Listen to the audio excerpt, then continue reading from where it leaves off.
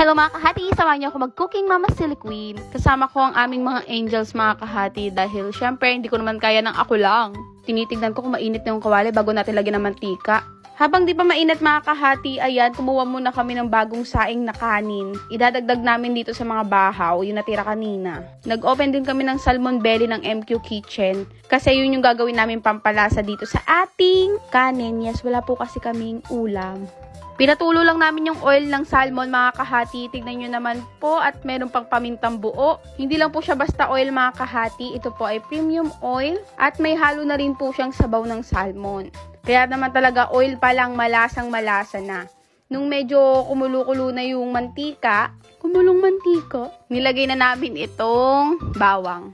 Ayan ang mga nag-request niyang salmon fried rice sila tita. Gabi na kasi niyan mga kahati, nagtitipid na kami sa ulam. Meron naman kaming ulam, kaya lang chicken feet lang. Kaya dapat malasa ang aming kanin at naglagay kami ng 2 salmon na bote. Tignan nyo naman ang laman niyan mga kahati, salmon belly, isipin mo. Super lambot niyan mga kahati, tanggalin nyo lang yung pilikpik niya kasi meron pa siyang pilikpik. Kapag po kasi tinanggal yung pilikpik, magdurog. So, kanya-kanyang tanggal na lang ng pilikpik. Ang sarap din kasi simot-simutin nun mga kahati, kaya hindi namin tinanggal. The next naman mga kahati yung bahaw. Grabe, tapos nagdagdag tayo neto.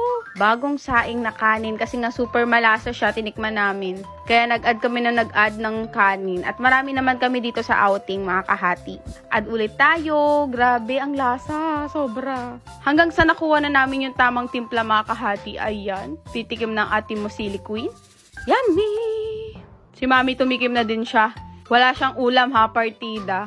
At ganun din ang mga tita, walang mga ulam. Di na sila nag-chicken feet. Kinabukasan na lang namin kinain.